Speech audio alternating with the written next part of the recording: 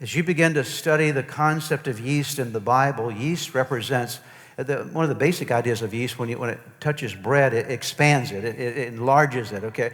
And so many times yeast is associated with pride and arrogance, is associated with sin and rebellion against God. And so in essence, God is saying, before we do this Passover thing, go to your house. It's going to be 7 days before it happens. On the first day, you start doing some cleaning in your house.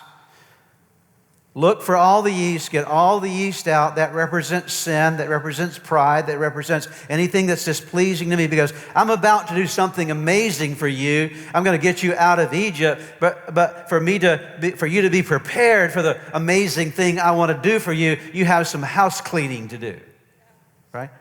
Boy, I feel like I need to say that to somebody here this morning, that God has an amazing plan for your life, an amazing future for your life. And what's happening right now is you're not going to get there if you keep the yeast in your house, okay?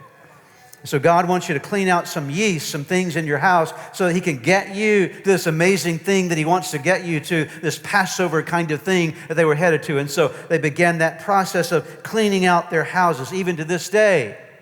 Jewish families before the Passover time will go through a very significant ritual of cleaning their house from yeast. I mean, they will scrub all the pans. They will scrub the refrigerator. They will go through the house meticulously and pick up the cushions and look under the cushions to see if there's any bread crumb anywhere in the house. And they spend all those 7 days in preparation of the Passover getting rid of the yeast, getting rid of anything that could be associated with leaven in their houses. They process. Even on the day before Passover, there's an interesting ritual that Jewish families will often do. It's the ritual where they will actually, one of the members of the family, usually the mom, will take some small pieces of bread and wrap it up and put it and hide it in different places in the house, so that the last day before the Passover, the whole family can come together, and the father, all the lights will be shut out, turned off, and the father will take a candle and lead his kids through the house to every one of those hidden pieces of yeast.